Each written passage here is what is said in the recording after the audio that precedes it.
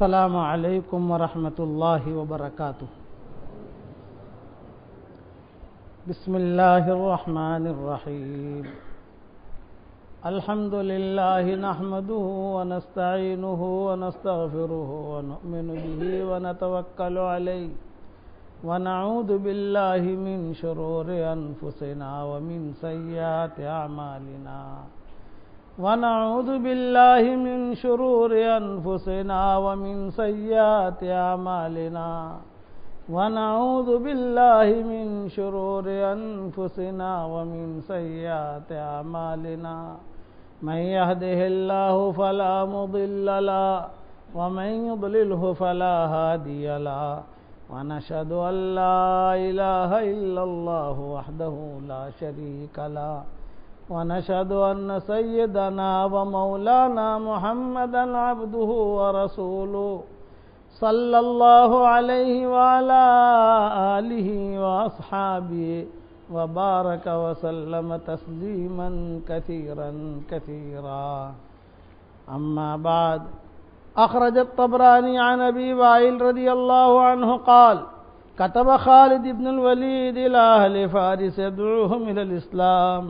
بسم الله الرحمن الرحيم. من خالد بن الوليد إلى رستم ومهران ملأ فارس، سلام على من اتبع الهدى. أما بعد، فإنا ندعوكم إلى الإسلام، فإن أبيتم فأتوا الجزية عن يد وأنتم صاغرون، فإن أبيتم فإن معي قوما يحبون القتل في سبيل الله كما تحب فارس الخمر، والسلام على من اتبع الهدى. وأخرجه الحاكم أيضا في المستدرك عن أبي وائل بنحوه. وأخرج ابن جرير عن مجاهد عن الشعبي قال: أقرني بنو بقيلة كتاب خالد بن الوليد إلى أهل المدائن. من خالد بن الوليد إلى مرازبة أهل فارس، سلام على من اتبع الهدى.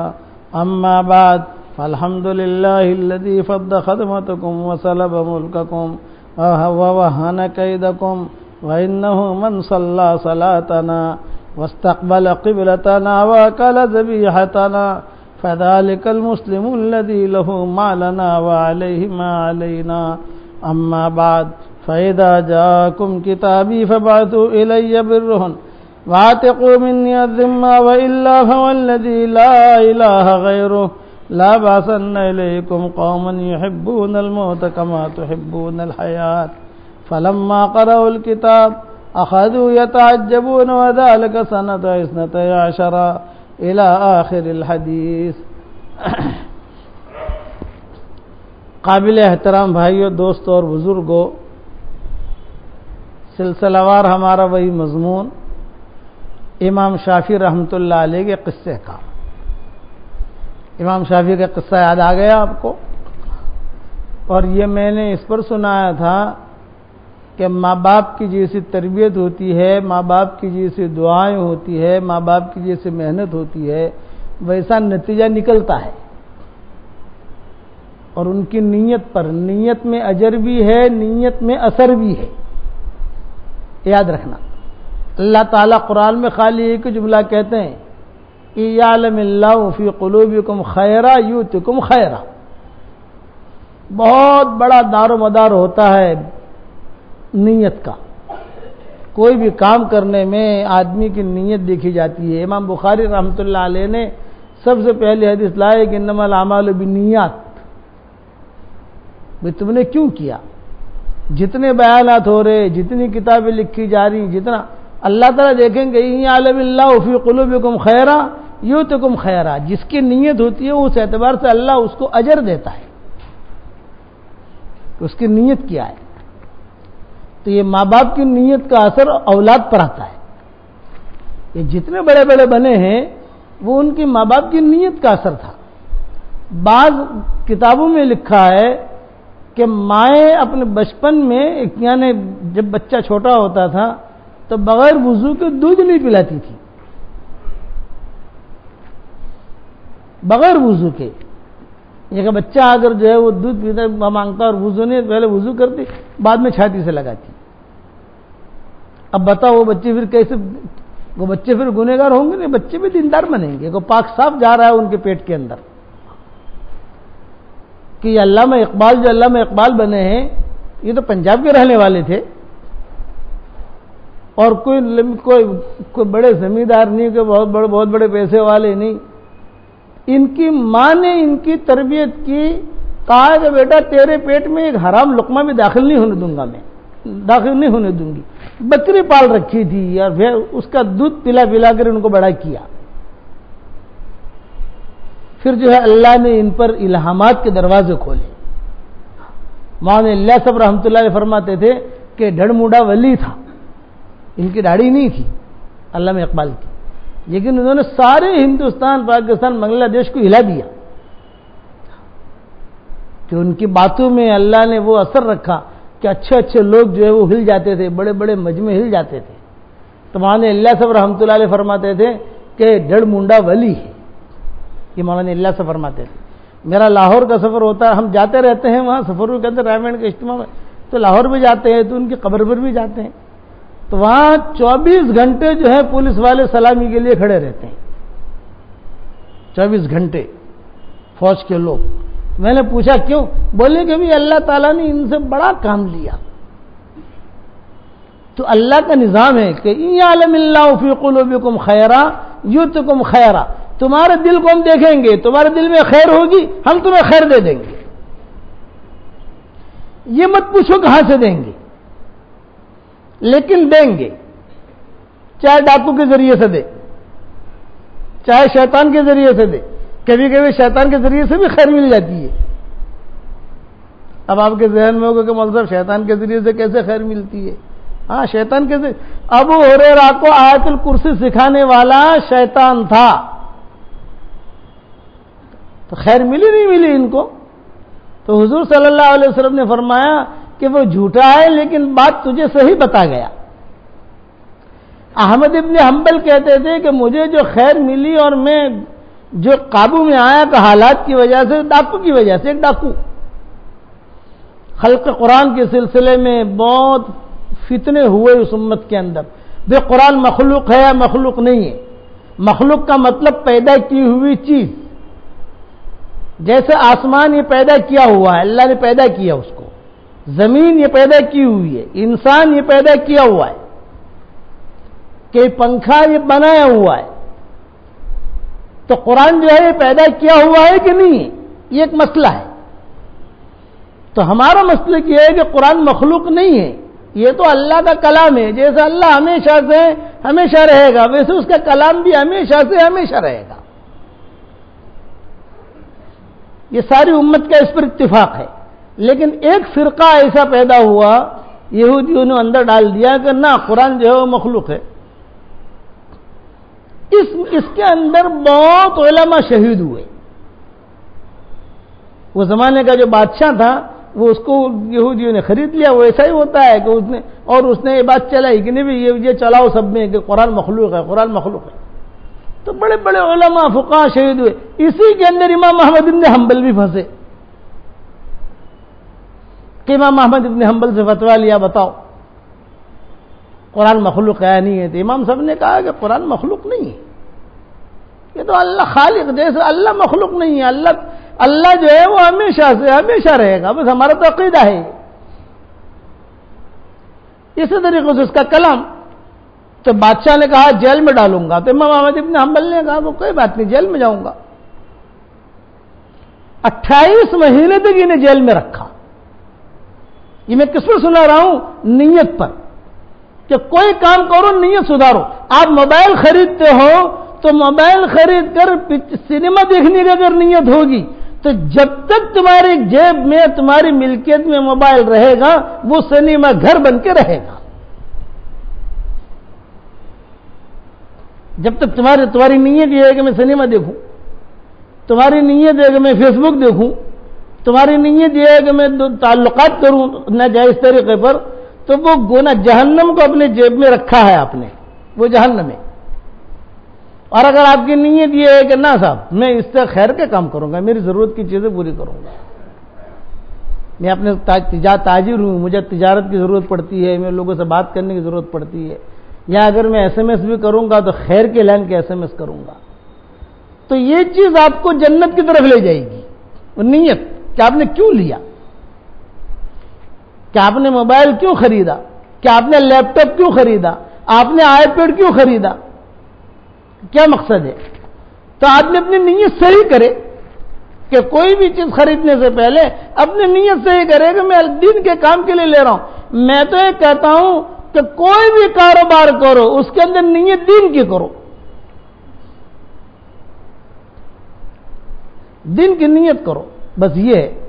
ایک بزرگ جو ہے وہ مکان بنا رہے تھے، تو ان کے ایک دوسرے ساتھی جو ہے وہ آئے، انہوں نے مکان دیکھا تو روشن دان یہاں سے بھی، تو بزرگ نے کہا کہ بھائی حضرت یہ وہ ہم اثر تھے دونوں، حضرت آپ نے یہ روشن دان یہ کھڑکی کیوں کھولی؟ یہ کہا بھائی ہوا آوے روشنی آوے، یا یہ کہا ہوا روشنی تو آئی جائے گی، تم یہ نیت کرتے کہ اذان کی آواز سنو، اس نیت پر تمہیں ثواب ملتا۔ نیت میں اجر بھی ہے، نیت میں اثر بھی ہے، اتنا جملہ یاد رکھنا کہ بیان میں بیٹھو اس کیا نیت سے بیٹھ رہا ہوں، کوئی بھی کام کرو نیت۔ یہ موبائل آج کے لوگ خریدتے ہیں نا، خاص طور سے ہماری ینگ پارٹی، میں ینگ پارٹی کی بات کر رہا کہ ینگ پارٹی جو موبائل خریدے پھر خریدو آپ، لیکن آپ اس میں نیت صحیح رکھو۔ اگر آپ کی نیت یہ ہے کہ ہاں صاحب اب یہ ذرا مہنگا موبائل آیا ہے اور اس میں ذرا صاحب وہ سافٹ ویئر بھی ہے، وہ یہ سافٹ ویئر سارے جہنم میں جائیں گے، یاد رکھنا۔ یہ اس میں یتعلمون ما یضرہم ولا ینفعہم، یہ ایسی چیزیں سکھاتے ہیں جو لوگوں کو نقصان پہنچاتی ہے، نفع نہیں پہنچاتی۔ اس کے اندر نفع کی شکل تم اختیار کرو، نہ میں اس سے جو ہے وقت دیکھوں گا، میں اس سے جو ہے اچھے کام کروں گا، میں اس میں قرآن پڑھوں گا، میں اس میں دعائیں دیکھوں گا، میں اس کے اندر یہ اب وہ اور مجھے کوئی اچھی دعا ملے گی تو میں اسے فارورڈ کروں گا، لوگوں کو بھیجوں گا، اب اس کا ثواب ملے گا آپ کو۔ تو نیت یاد رکھنا کہ پھر اللہ تعالیٰ خود اعلان کرتے ہیں کہ این عالم امام شافعی کو جو ملا ماں کی نیت پر ملا، حالانکہ ماں بیوہ تھی، یہ بھی غریب تھے، کوئی مال نہیں، کوئی اسباب نہیں، لیکن شافعی بن رہے ہیں، بہت بڑے آدمی، بہت بڑا مسلک ان کا۔ خود ہمارے ہندوستان میں کئی علاقے ہیں جہاں شافعی مسلک چلتا ہے، مصر پورا شافعی، چونکہ شافعی وہی ان کی قبر ہے، مصر ہمارا سفر، پورا مصر جو ہے وہ شافعی ہے، پورا مصر۔ سعودیہ میں شافعی، وہاں شافعی، شوافی ملیں گے، کیرلا کے اندر دیکھو وہاں شوافی ملیں گے۔ وہ کیا ماں جو ہے اس کی نیت کہ میرا بیٹا جو ہے وہ کچھ کرے، تو اللہ کے ساتھ معاملہ کرتا ہے۔ تو احمد ابن حنبل کہتے ہیں کہ اللہ تعالیٰ قرآن میں کہتے ہیں کہ تمہارے دل میں نیت ہوگی تو ہم تمہاری رہبری کریں گے۔ میں احمد ابن حنبل کا قصہ سنا تو پھر امام شافعی کا قصہ پورا کروں۔ تو امام صاحب فرماتے تھے کہ مجھے جیل میں ڈالا اور بہت میری پٹائی کرتے تھے، بس اتنا کہتے تھے اتنا لکھ دو کہ قرآن مخلوق ہے، ہم تمہیں چھوڑ دیں گے۔ امام صاحب کہتے تھے کہ نا، تو بھرے مجمع میں ان کو کوڑے مارے جاتے تھے امام احمد بن حنبل کو، تو جیل کے اندر نہیں مارتے تھے، مجمع میں آسمان کے نیچے مجمع کے سامنے مارتے تھے، سب لوگوں کو جمع کرتے تھے، مردوں کو عورتوں کو، اور پھر وہ امیر وقت جو ہے وہ بیٹھتا تھا کرسی کے اوپر، جلاد آتا تھا اور جلاد جو ہے وہ کوڑے مارتا تھا۔ کتابوں میں لکھا ہے کہ وہ کوڑا اتنا زبردست مارا جاتا تھا کہ اگر وہ کوڑا ہاتھی پر مارا جائے تو ہاتھی بھی مر جائے، خون خون ایک کوڑے میں ہو جاتے تھے، خون خون فوارے اڑتے تھے، سارا مجمع دیکھتا تھا۔ تو امام احمد بن حنبل فرماتے ہیں کہ اچھا جب کوڑا مارنے والا جو تھا اس کا نام بھی احمد تھا اور کوڑا کھانے والا اس کا نام بھی احمد، دونوں احمد، کہ امام احمد ابن حنبل یہ کوڑا کھانے والے ہیں اور احمد تھا ایک، وہ کوڑا مارتا تھا۔ تو جب کوڑا اٹھاتا ہو تو بڑے بڑے فقہاء، علماء، محدثین وہ مجمع میں دیکھتے۔ اچھا بادشاہ نے ایسی، اس زمانے کے امیر نے ایسی ترتیب بنائی تھی کہ کہ لوگ سب دیکھیں کہ ان کو استاد کی پٹائی ہو رہی ہے تو یہ لوگ جو ہیں قرآن کے بارے میں فتویٰ دیں کہ قرآن مخلوق ہے، ڈریں کہ ہمارے استاد کی کیسی پٹائی ہو رہی ہے، ہماری بھی ہوگی۔ تو کئی لوگ جو ہے وہ اپنا علاقہ چھوڑ کر چلے گئے، کوئی مکہ چلا گیا، کوئی مدینہ چلا گیا، کوئی تاشقند چلا گیا، کوئی سمرقند چلا گیا، کوئی بخارا چلا گیا، کوئی ہندوستان آ گیا۔ کیوں کہ صاحب وہاں یہ فتویٰ دینا پڑے گا، لیکن ہر آدمی تو سفر نہیں کر سکتا۔ تو مارنے والا جو تھا اس کا نام بھی احمد، اور مار کھانے والا ان کا نام بھی احمد۔ تو جب کوڑا اٹھاتا تھا مارنے کے لیے، امیر بیٹھا رہتا تھا کرسی پر، تو امیر کہتا تھا اس سے پوچھ لے کہ قرآن مخلوق ہے کہ نہیں، تو وہ احمد پوچھتا، احمد اگر تو اقرار کر لے کہ قرآن مخلوق ہے تو یہ بادشاہ کے عذاب سے تجھے بچا لوں گا۔ تو احمد ابن حنبل جواب دیتے کہ احمد اگر تو اقرار کر لے کہ قرآن مخلوق نہیں ہے تو میں تجھ کو اللہ کے عذاب سے بچا دوں گا، کہ تو خالی اتنا اقرار کر لے کہ قرآن مخلوق نہیں ہے، یہ اللہ کی صفت ہے، میں تجھ کو اللہ کے عذاب سے بچاؤں گا۔ تو امیر کے عذاب سے مجھے بچائے گا، میں اللہ کے عذاب سے بچاؤں گا۔ امیر کا عذاب تو وقتی ہے، اللہ کا عذاب بہت خطرناک ہے، ان بطش ربک لشدید۔ اب احمد ابن حنبل فرماتے تھے کہ میری ہڈیاں ٹوٹ گئیں،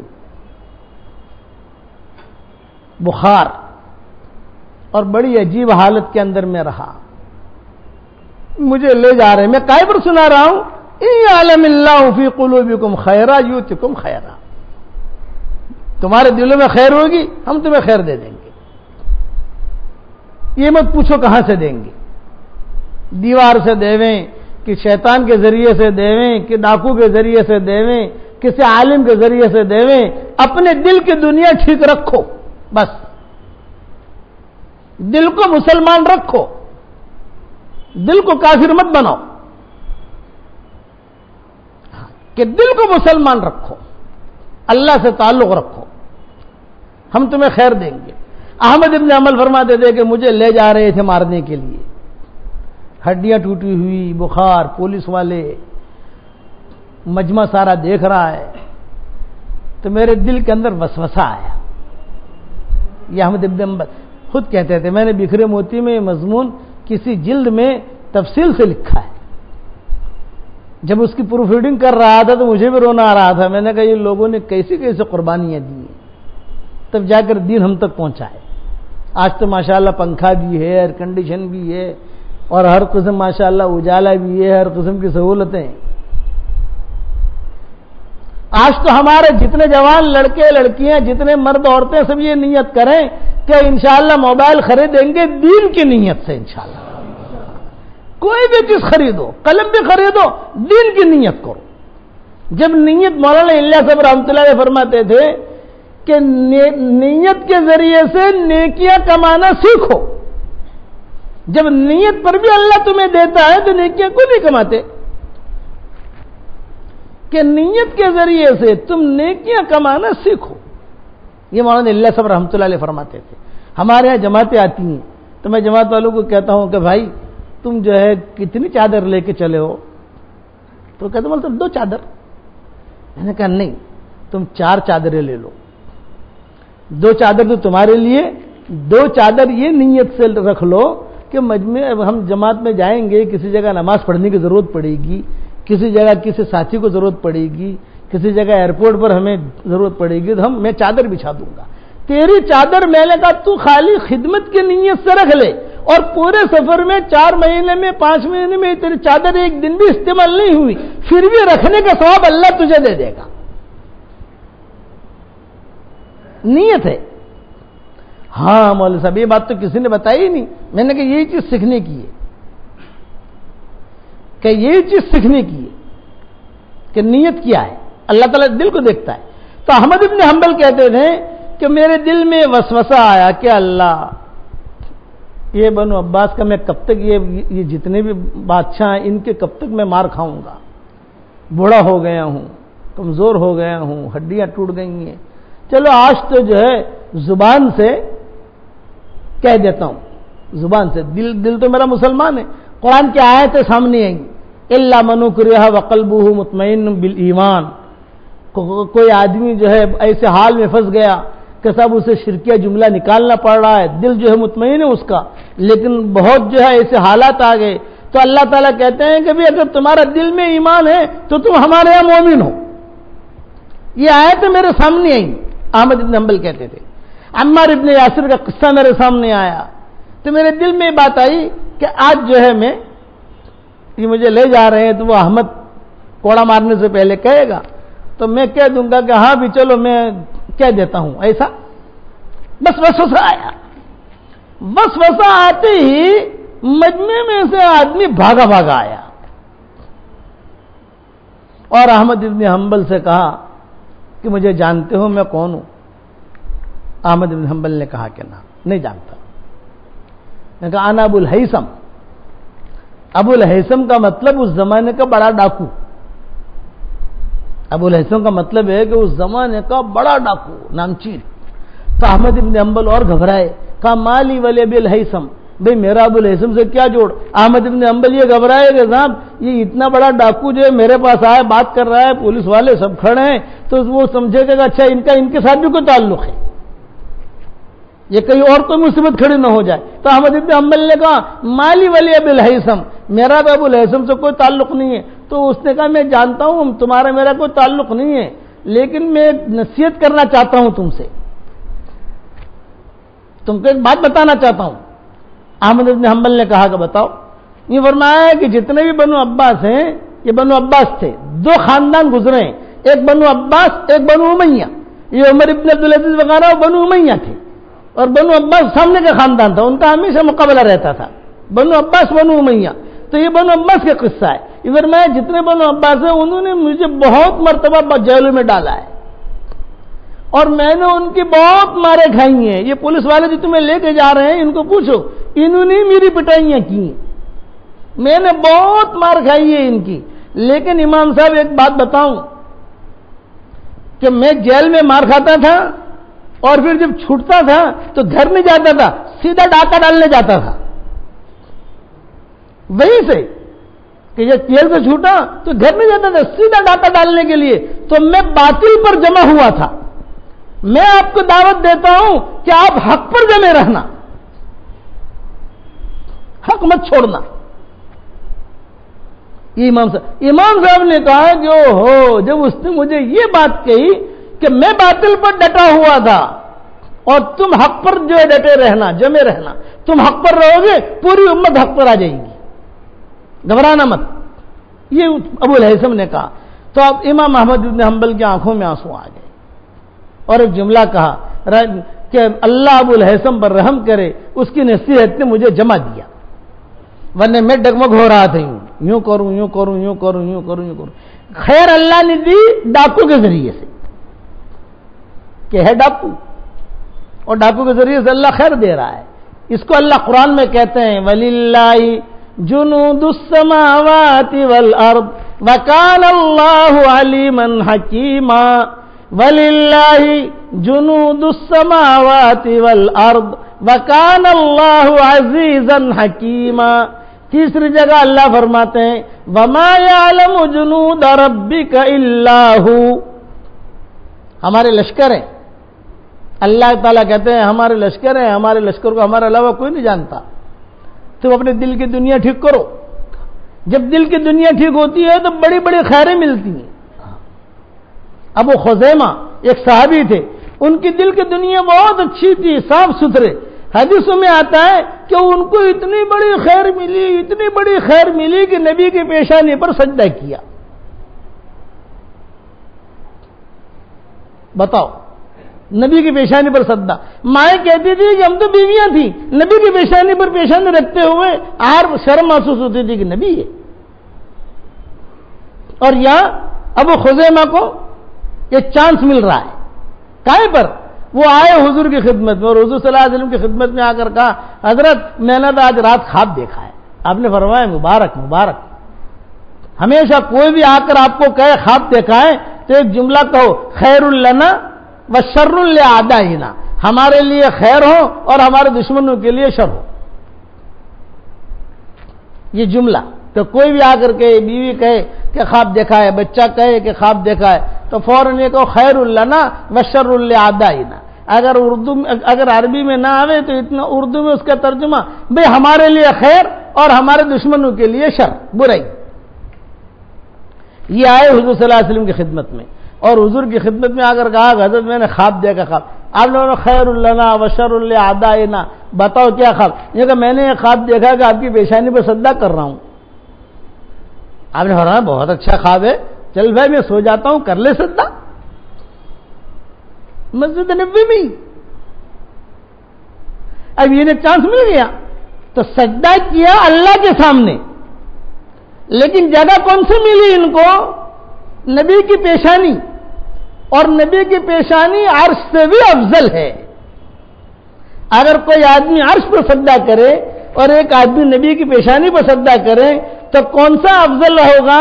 یہ کہ نبی کی پیشانی والا افضل ہوگا، کہ دو بھائی ایک عرش پر سجدہ کر رہا ہے اور ایک جو ہے نبی کی پیشانی پر کر رہا ہے، تو فضیلت کس کو ہوگی؟ نبی کی پیشانی کو۔ جگہ وہ ملی ان کو۔ کیا ایک آدمی جو ہے زمین پر سجدہ کرتا ہے، ایک لکڑی پر سجدہ کرتا ہے، ہوائی جہاز پر سجدہ کرتا ہے، پانی کے جہاز میں سجدہ کرتا ہے، اور انہیں جگہ کون سی ملی؟ کہ نبی کی پیشانی کائے پر؟ ان کی دل کی خیر کے اوپر، ان کے دل میں خیر تھی۔ ان یعلم اللہ فی قلوبکم خیرا یؤتکم خیرا۔ یہی قصہ ہے امام شافعی کا، یاد رکھو کہ یہی چیز کہ امام شافعی کو جو خیریں ملی وہ ماں کی نیت کے اوپر ملی۔ مائیں اپنے بچوں کے لیے نیتیں بنائیں، یہ نیت نہ بنائے میرا بچہ بہت بڑا ڈاکٹر بنے، دعائیں کراتی ہیں۔ تو میں نے کہا یہ دیکھو دو جملے یاد رکھنا، ڈاکٹر بننا حرام نہیں ہے، پائلٹ بننا حرام نہیں ہے، اور عالم بننا فرض عین نہیں ہے، بخاری شریف پڑھنا فرض عین نہیں ہے، لیکن دونوں کا دیندار بننا فرض عین ہے۔ پائلٹ ہو دیندار ہو، ڈاکٹر ہو دیندار ہو، عالم ہو دیندار ہو۔ عالم ہے دیندار نہیں ہے تو کیا فائدہ علم کا بھائی؟ کیا عالمہ ہے لیکن دین نہیں ہے تو کیا فائدہ؟ اور ایک ڈاکٹر ہے لیکن دیندار ہے، تو اللہ کے یہاں معاملہ جو آتا ہے وہ دینداری کا آتا ہے کہ دیندار ہے کہ نہیں ہے۔ تو یہاں امام شافعی کی والدہ جو تھی وہ دیندار تھی، وہ دینداری کی وجہ سے اللہ ان کو علم دیتا گیا۔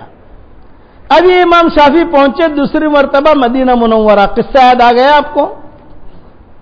امام مالک کا رعب دیکھا، امام مالک کا اعزاز دیکھا، اچھا یہ دیکھا کہ یہ تو بہت بڑے آدمی بن گئے ہیں۔ امام مالک کو آخری عمر میں اللہ نے بہت مال دیا تھا، ترکی سے خچر ان کے لیے جاتے تھے، یمن سے گھوڑے آتے تھے، اور نجد سے ان کے لیے گدھے آتے تھے، ہندوستان سے دہن العود جاتا تھا امام مالک کے لیے، کہ اللہ نے بہت نوازا ان کو کہ ایک آدمی قربانی دیتا ہے، اچھا انہوں نے قربانی بھی بہت دی تھی، بھی بہت اونچے آدمی۔ وہ عمرا کی باتیں ہوتی ہیں نا بادشاہوں کی، تو ایک بادشاہ ایک امیر مدینہ نے امام مالک سے فتویٰ پوچھا، ایک امیر مدینہ نے امام مالک سے فتویٰ پوچھا کہ بھئی فلاں لڑکی سے شادی کرنا چاہتا ہوں، میرے لیے حلال ہے کہ نہیں؟ امام مالک نے کہا کہ نہیں تم نہیں کر سکتے، تمہارے لیے حرام ہے وہ لڑکی۔ تو اس نے کہا نہیں کچھ بھی کر کے فتویٰ دے دو، حلال کا فتویٰ دے دو۔ اس نے کہا میں کیسے حلال کا فتویٰ دوں؟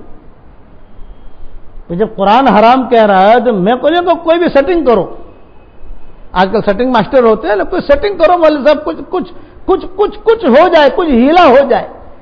شریعت ہیلو سے نہیں چلتی، شریعت ہے پاک صاف، اللہ کے احکامات۔ تو امام مالک نے کہا کہ نہ، پھر میں آپ کی پٹائی کراؤں گا۔ کوئی بات نہیں۔ تو امام مالک کو جیل میں ڈال دیا، کسی بہانہ کر کے، یہ کر کے وہ کر کے۔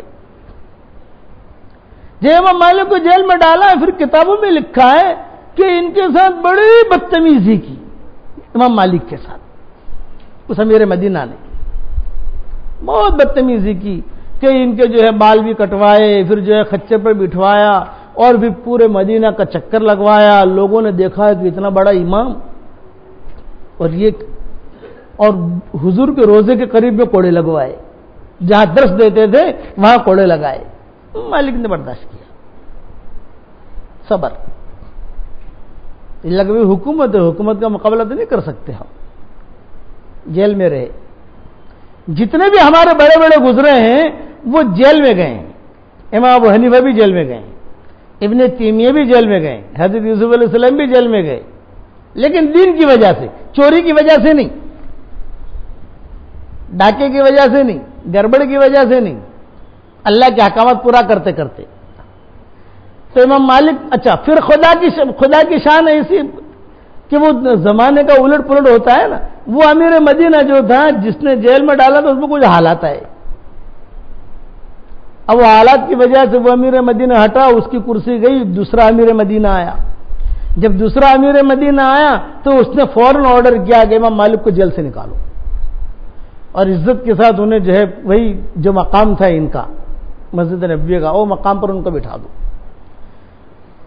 اب وہ امیر مدینہ خود آیا ان کے پاس. یہ وہی امیر مدینہ تھا جس نے 10,000 دینار ہدیہ کیا تھا، وہی تھا. اس نے اور کہا کہ دیکھو اس نے آپ کے ساتھ بہت بدسلوکی کی ہے، بدسلوکی کی تھی، میں نے اس کو جیل میں ڈال دیا ہے، اور اب جو ہے جیسا اس نے تمہارے ساتھ معاملہ کیا ویسا میں اس کے ساتھ کرنا چاہتا ہوں کہ جیسے آپ کے بال کاٹے تو میں بھی اس کے بال کٹواؤں گا، اور اس نے آپ کو خرچے پہ بٹھا کر مدینہ کا چکر لگوایا تو میں بھی کروں گا. امام مالک نے کہا کہ نہ نہ نہ نہ نہ، یاد رکھنا وہ حضور کے روزے کے قریب میں مجھے کوڑے لگواتا تھا، ایک کوڑا لگاتا تھا، دوسرا کوڑا لگانے سے پہلے میں اس کو معاف کر دیتا تھا.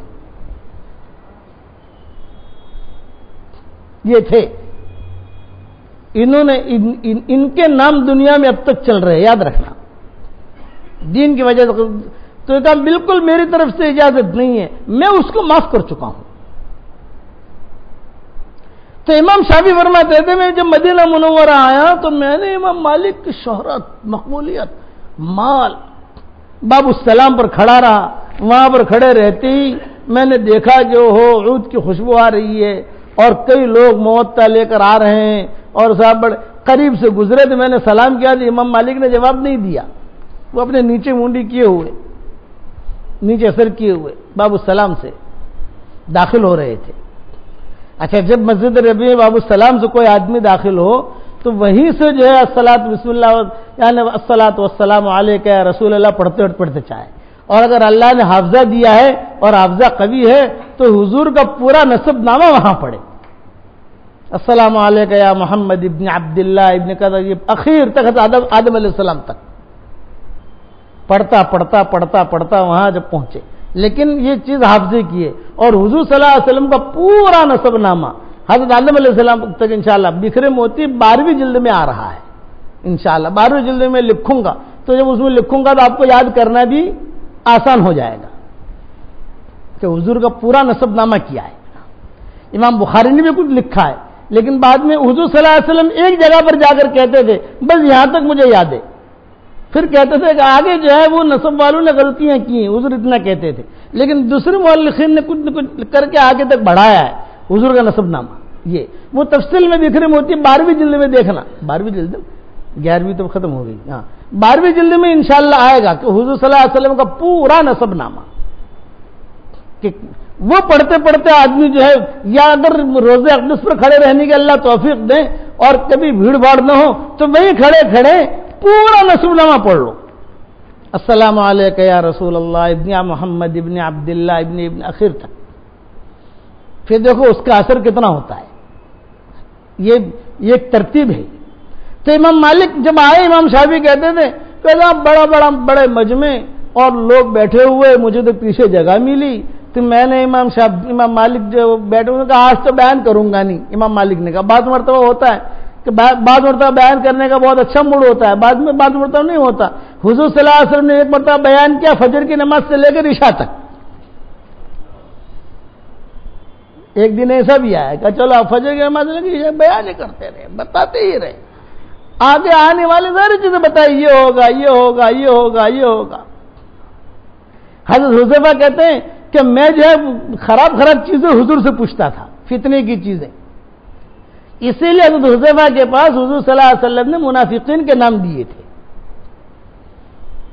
منافقین کے نام حضور نے کسی کو نہیں بتائے تھے، حضرت حذیفہ کو لکھوائے تھے. یہ فلاں منافق ہے. فلاں منافق ہے، فلاں گڑبڑ ہے، وہ آتا ہے پہلے سامنے ہی بیٹھتا ہے لیکن گڑبڑ ہے، سب ان کی لسٹ. تو جب بھی مدینہ میں کسی کا انتقال ہوتا اور اگر حضرت حذیفہ اس کے جنازے میں نہیں ہوتے تو حضرت عمر جنازے کی نماز نہیں پڑھاتے تھے، بھائی تم لوگ پڑھ لو. حذیفہ جنازے کی نماز میں نہیں ہے مطلب کہ یہ آدمی گڑبڑ ہے. پھر حضرت عمر نے حضرت حذیفہ سے پوچھا، حذیفہ تیرے پاس لسٹ ہے، خالی مجھے اتنا بتا دے میرا نام تو نہیں ہے نا اندر. یہ حضرت عمر نے پوچھا کہ تیرے پاس لسٹ ہے سب کی گڑبڑ لوگوں کی، تو بھی میں بھی مدینہ میں رہتا ہوں، میرا نام تو نہیں ہے. تو حضرت حذیفہ نے کہا نہیں آپ بہت بھلے آدمی، بہت بھلے آدمی. حضرت عمر ہمیشہ ان کا بہت احترام کرتے تھے، حضرت حذیفہ کا بہت احترام. کان سر رسول اللہ صلی اللہ علیہ وسلم، حضور صلی اللہ علیہ وسلم کی راز کی چیزیں ساری حضرت حذیفہ کے پاس تھی. کبھی کبھی ماں میں اور حضور میں کچھ ہو جاوے نا، انبن کا مطلب سمجھتے، لٹھم لٹھا نہیں، بھی گھر میں ہوتی ہے نا میاں بیوی کی، بھی ایک گھریلو زندگی ہوتی ہے کچھ، تو حضور صلی اللہ علیہ وسلم کس کو کہیں اپنا دل کہاں خالی کریں. بھی کوئی چیز کہنی ہے تو کس کو کہے، آدمی کو ایک غم ہوتا ہے، وہ غم کہاں یہ مجمع کے سامنے تو نہیں کر سکتا. تو حذیفہ تھے، حضرت حذیفہ کو کہتے. تو یہ کبھی بھی اپنی زندگی میں حضرت حذیفہ نے کوئی راز بتایا نہیں، ان کا نام ہی پڑ گیا تھا کہ حضور صلی اللہ علیہ وسلم کے رازدار، کہ یہ حضور کے رازدار ہے. تو حضور صلی اللہ علیہ وسلم نے منافقین کی لسٹ ان کو دی تھی حضرت حذیفہ کو کہ یہ فلاں منافق ہے، فلاں منافق ہے. خیر یہ قصہ اگر اب دوسری لائن چل پڑے گی تو امام شافعی کا قصہ رہ جائے گا. اور شافعی حضرات بہت خوش ہوئے، کل مجھے کبھی خبریں آئیں تو مولوی صاحب یہ تو ہم نے کبھی سنا ہی نہیں تھا. میں نے کہا سنو کچھ پڑھو کہ تم جس امام کے پیچھے چل رہے ہو وہ کتنا بڑا تھا. میں تو سوچا کہ امام ابو حنیفہ کا بھی سنانا چاہیے کہ کتنے بڑے تھے یہ لوگ. امام مالک کتنے بڑے تھے، امام احمد بن حنبل یہ لوگ کتنے اونچے لوگ تھے کہ ان کا مذہب دنیا میں ان چاروں کا چل رہا ہے.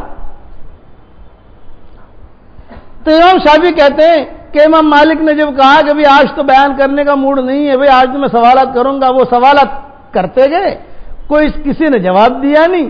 پیچھے ایک آدمی بیٹھا تھا، اس نے امام شافعی سے پوچھ لیا ارے بھئی یہ سوال کر رہے ہیں اس کا کیا جواب ہے.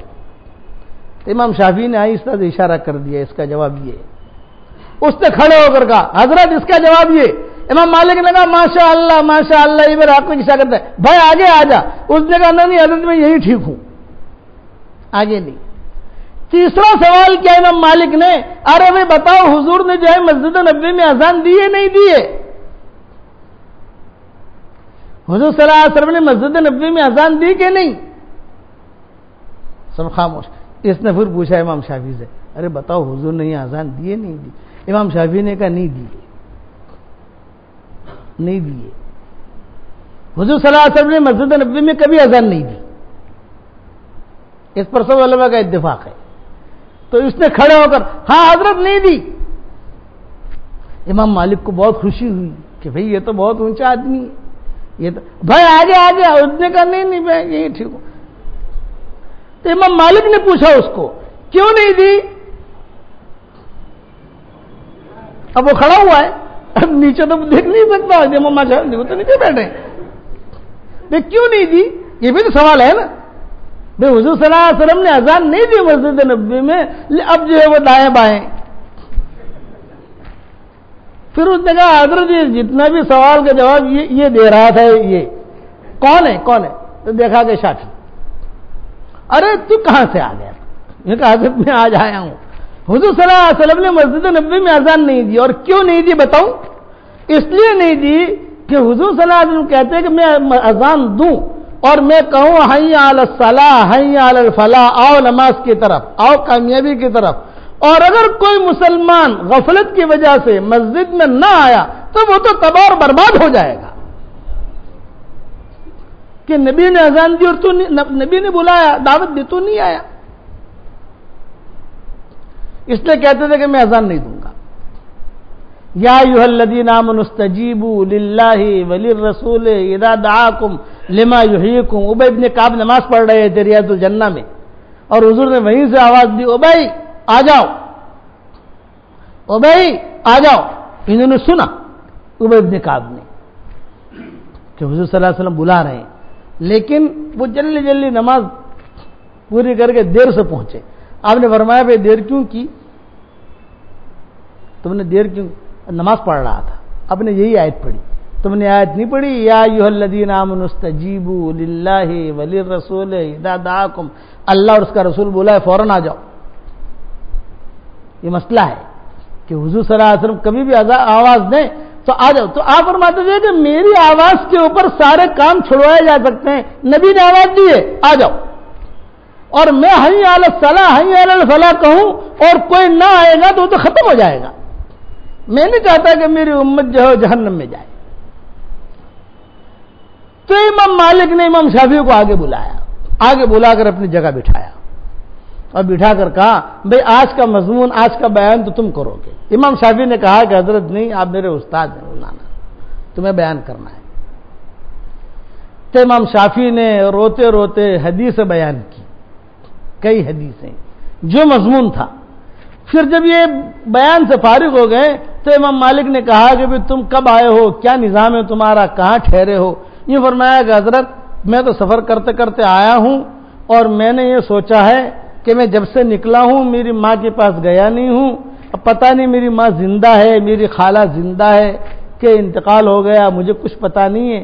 تو میں وہاں مکہ کا ارادہ کر رہا ہوں، لیکن شام سے آیا ہوں، عراق سے آیا ہوں. کوئی بھی آدمی عراق، شام اور یہ جارڈن سے آئے گا اور اسے مکہ جانا ہوگا تو مدینہ منورہ سے گزرنا ضروری ہے. بغیر مدینہ منورہ کے وہ آدمی ہے نا، ہوائی جہاز والوں کی بات نہیں کر رہا، بذریعہ روڈ اگر کوئی آدمی سفر کرے گا تو اس کو وہاں سے گزرنا ہی پڑے گا، اس کے قرب و جوار سے. تو ظاہری بات ہے کہ مدینہ کے قریب سے کوئی آدمی گزرے اور حضور کی مسجد کی حاضری نہ دے، یہ تو ادب کے خلاف ہے. تو میں تو وہاں سے آیا ہوں، مکہ مکرمہ کا میرا ارادہ ہے. امام مالک نے کہا کہ نہیں بھائی تم میرے گھر مہمان رہو، میں جو ہے تمہارا مکہ کا انتظام کرتا ہوں. گھر لے آئے ان کو، امام شافعی کو، اور بہت اکرام کیا. امام شافعی نے کہا کہ میں نے تو ان کا گھر پہلے بھی دیکھا تھا ٹوٹا پھوٹا اور پہلے بھی، لیکن اب تو جو ہے ماشاءاللہ اچھی حویلی بن گئی. کئی قسم کے غلمان کھڑے ہیں، باندیاں کھڑی ہیں، غلام کھڑے ہیں، اور سب گھوڑے بھی ہیں، ترکی کے خچر بھی ہیں، یمن کے گھوڑے بھی ہیں، اور مصر کے گھوڑے بھی ہیں. کہتے کہ یہ مصری گھوڑے ہیں، یہ وہی اس زمانے کی کاریں ہوتی تھی. اٹھنیاں کھڑی ہیں، یعنی بہت، یعنی میں نے رئیسوں کے یہاں جو معاملہ ہوتا ہے وہ میں نے دیکھا. امام شافعی کہتے تھے. اب امام مالک نے گھر لائے، گھر لا کر ان کا بہت اکرام کیا.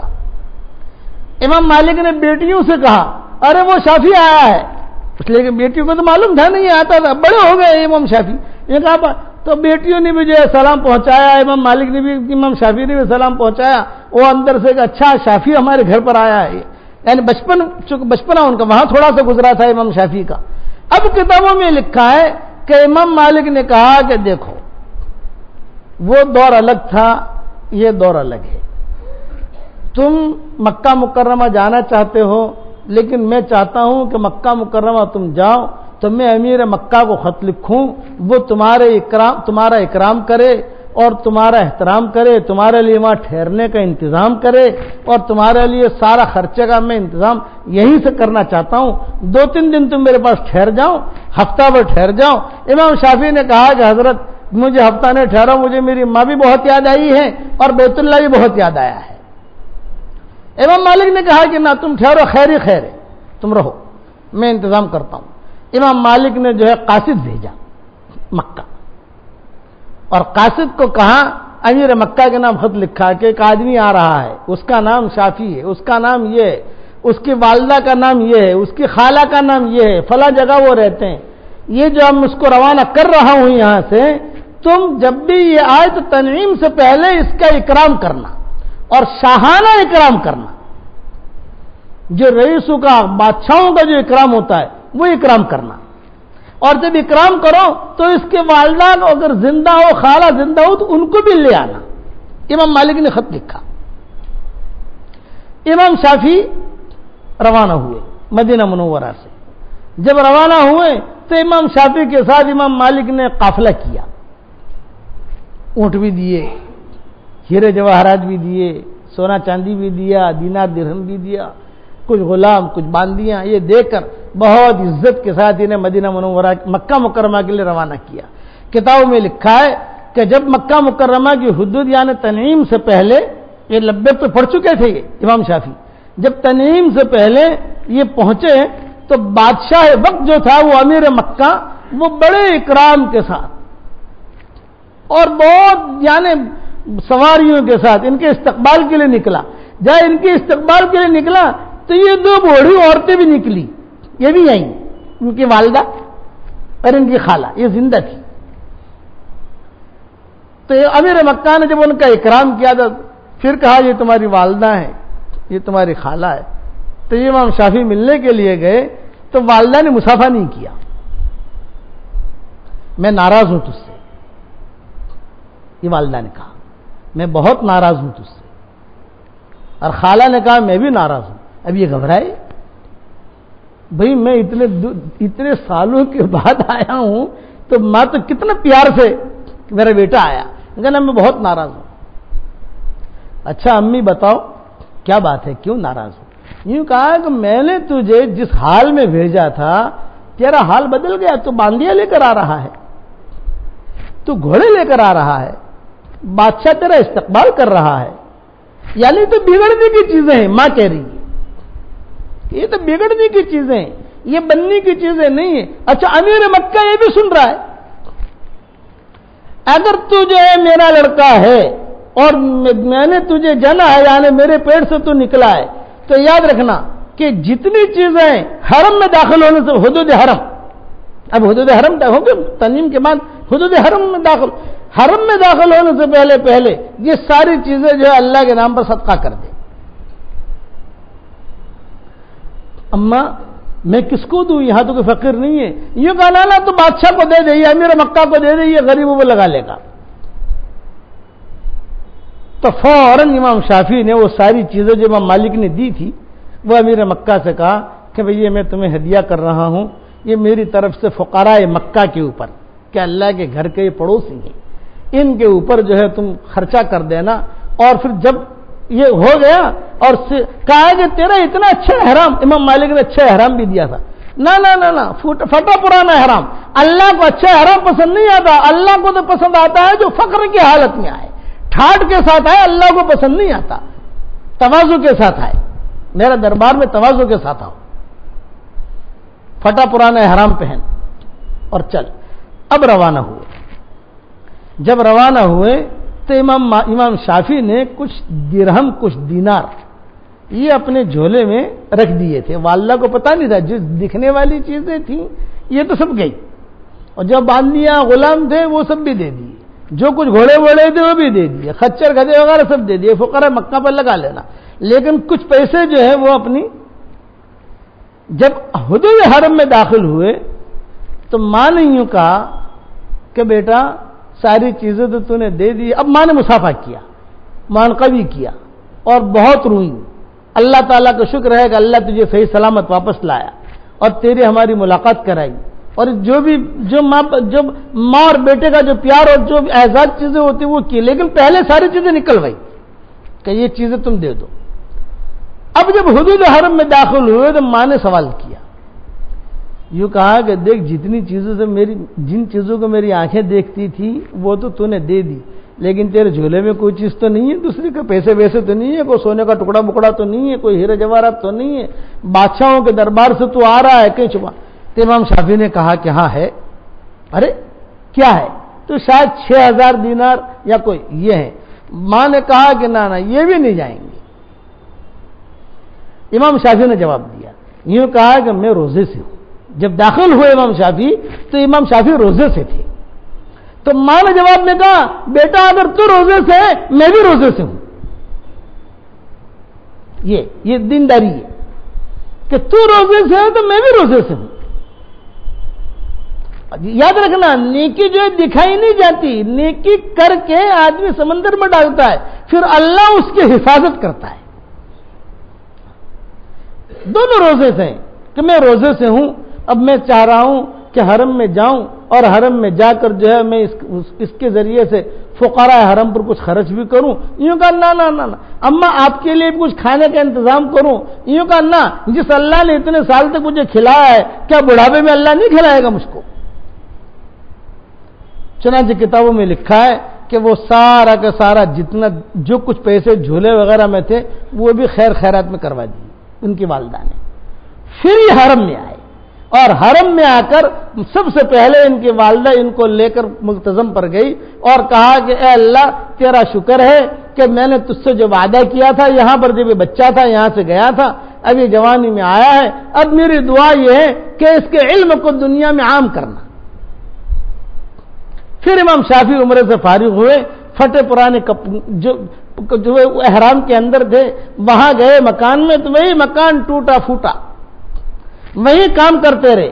پھر حالات آئے امام شافعی پر مکہ میں, اور مکہ میں حالات کی وجہ سے جیسے اتار چڑھاؤ ہوتا ہے نا زندگی کا, وہ اتار چڑھاؤ آیا. وہ اتار چڑھاؤ میں امام شافعی نے سفر کیا مصر کا, اور مصر جا کر پھر ان کا انتقال وہی ہوا مصر میں, اور وہیں ان کی قبر بھی ہے. باقاعدہ لکھا ہوا ہے کہ امام شافعی کی قبر یہ ہے. ان یعلم اللہ فی قلوبکم خیرا یؤتکم خیرا, اللہ تعالیٰ دل کو دیکھتا ہے, دل میں خیر ہوگی تو اللہ تعالیٰ تمہیں ضرور خیر دیں گے. یہ میں نے امام شافعی کا قصہ پورا بیان کر دیا. اب اگلا مضمون, ایک تو صالح کی موت, طالح کی موت, یہ مضمون رہ گیا ہمارا. آسٹریلیا والا قصہ بھی رہ گیا, اب وقت نہیں ہے, لیکن ایک چیز خالی مجھے بتاؤں آپ کو, اردو زبان اس کا سیکھنا بھی عبادت ہے اس وقت میں, اس کا سکھانا بھی عبادت ہے, اس کا پڑھنا بھی عبادت ہے, پڑھانا بھی عبادت ہے, اس کا بولنا بھی عبادت ہے اس دور میں. کیوں؟ اس لیے کہ ہماری دین کا زیادہ سے زیادہ سرمایہ جو ہے وہ اردو زبان میں, اس لیے اردو زبان کو بہت حفاظت کرو, اس کے اپنے اعتبار سے خود سیکھو. اگر سیکھو, یعنی مجھے تعجب یہ ہوا, یہ ہمارے قرآن شریف کا ترجمہ الحمدللہ آ گیا, ریاض القرآن چھپ کر آج الحمدللہ آ گیا, مسجد میں رکھنا ہم نے شروع کر دیا.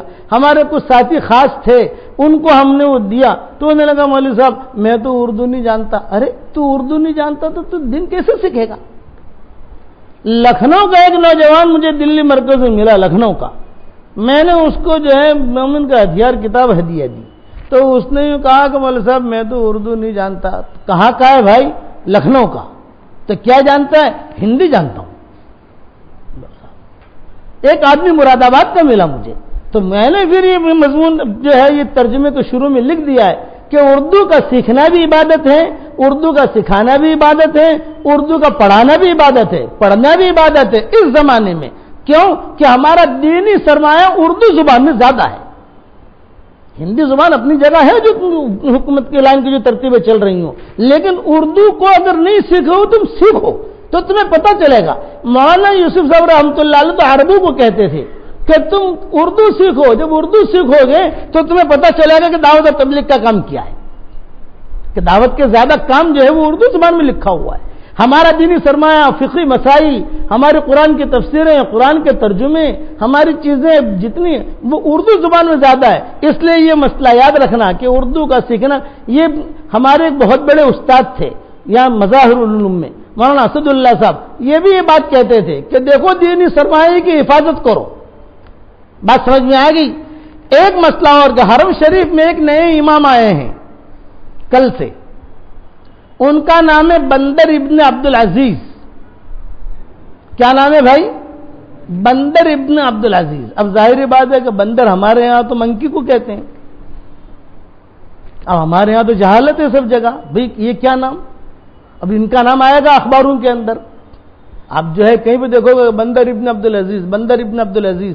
تو میں وضاحت کر لوں کہ بندر ہماری زبان میں تو منکی کو کہتے ہیں, لیکن بندر عربی زبان میں خوبصورت کو کہتے ہیں. سمجھ گئے آپ؟ اس کے لیے کبھی بھی دل کے اندر ان کے بارے میں نہ آئے کہ یار کیسا نام رکھتے ہیں نا, زبان کا فرق ہے. اصل میں یہ ہے بدر, اصل نام ہی ان کا بدر, لیکن عربیوں کی عادت ہے عرب لوگوں کی کہ ایک جملہ, ایک لفظ, کچھ کوئی چیز ایسا نقطہ بڑھا دیتے ہیں, تو بدر کی جگہ یہ لوگ بندر کہتے ہیں. یعنی بندر کا مطلب عربی زبان میں خوبصورت. اور ہماری زبان میں یہ ہے، اس لیے میں نے کہا جب ان کا نام کہ اخباروں میں آیا جب آدمی دیکھے گا ارے یہ نام بندر کیسا ہے، یہ کیا نام ہے، تو آدمی میں آپ کو بتا دیا، آپ کو سمجھ گئے. ہماری زبان میں بندر کس کو کہتے ہیں؟ جو اچھلتا کتا ہے، اور عربی زبان میں بندر کہتے ہیں خوبصورت کو. یہ دو چیزیں مجھے کہنی تھی، باقی جو ہے کل انشاءاللہ تفصیل کریں گے. دعا کر لو.